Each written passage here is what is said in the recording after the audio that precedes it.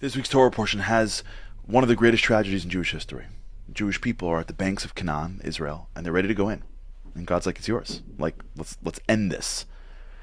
And the Jews are like, that's awesome. Like, the plagues are awesome. Like, I don't know what you have in store for these guys, but you got a great track record. So we'll hang out here, and you'll send in frogs, blood, whatever you got.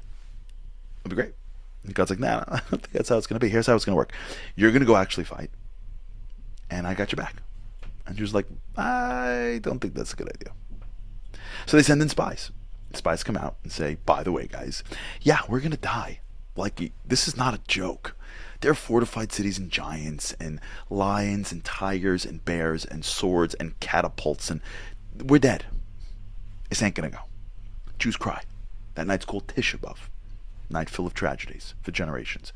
But for that moment, that generation who left Egypt, that walked through the sea, that got the Torah, that saw God face to face, that generation that's supposed to walk in and live happily ever after, was decreed that they would never go in.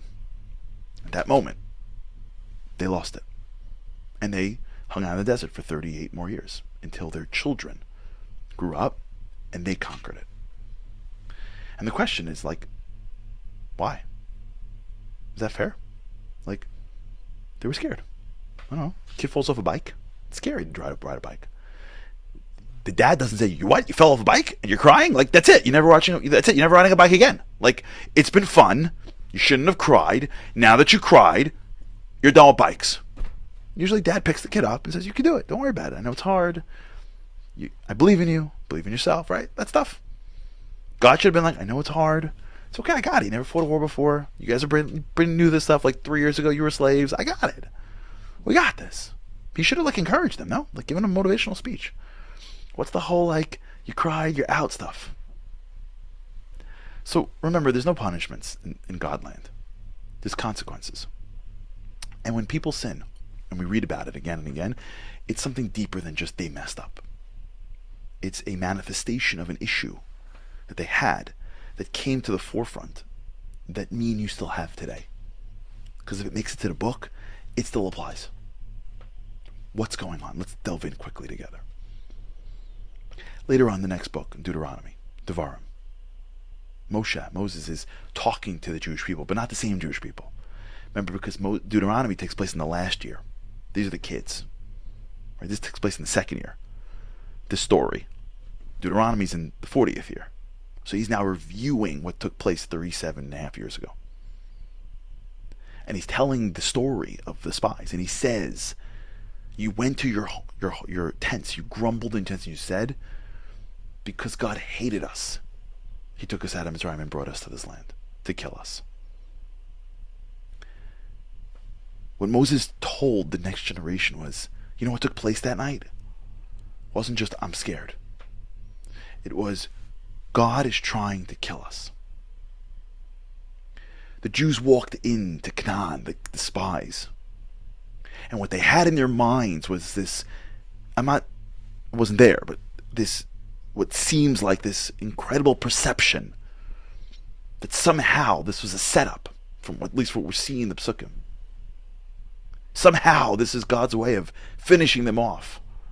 Somehow this is a bad thing. That God gave them a challenge, and the challenge is a proof that God doesn't love them or is trying to kill them. Look in Devarim, look in Deuteronomy as Moshe goes through this story. B'sinas Hashem, they say, because God hated us. He brought us to this land to kill us. And Moses was saying to them, you want to know what happened that night? It wasn't a kid that fell off his bike and was scared. It was people that had a perception of God that was wrong. And that perception they had, they used to look at things, and whatever they saw was negative. They saw big cities, and as opposed to seeing that big cities have weak people inside them, because strong people don't need cities. They don't need locks on their doors. The toughest guys don't have 40 alarm systems. They saw huge fruits, and as opposed to saying this is a great opportunity to be able to get so much, as opposed to seeing all the good that was there, they saw the negative, not because it was negative, but because their perception was negative. And people that had the wrong perception would have always found the problem. They weren't worthy of going in. The facts were just facts. It was the perception that tainted them in the wrong way. The sin of the spies is really the sin of perception. I think I know something, and so I'm going to project that on what's in front of me. And one of the greatest misperceptions we have is that God's out to get us.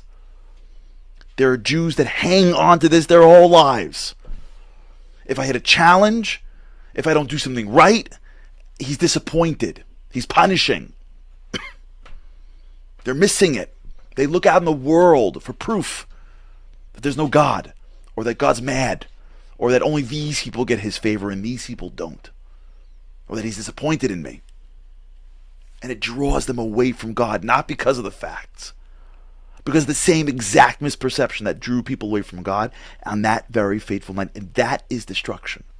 That is the essence of the greatest tragedy. That is the essence of what took them away from the promised land.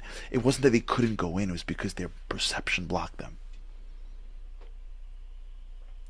The concept, Rabbi Rabbi always says, the concept of gamzu latova, it's for the good, is not just a cute thing to do. It actually changes your perception.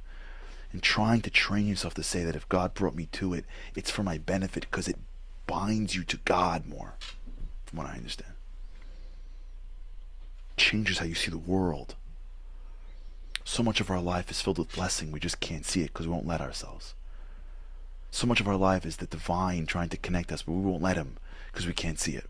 So much of our life is opportunity. We won't see it because we don't let ourselves, if we don't forgive our own selves. We say this verse twice a day in Shema. We say, V'lo sasuru achrei lavavchem v'achrei einechem. Don't follow after your heart and your eyes. And the commentators say, really it should be eyes and then heart. Right? You see the donut and you want the donut.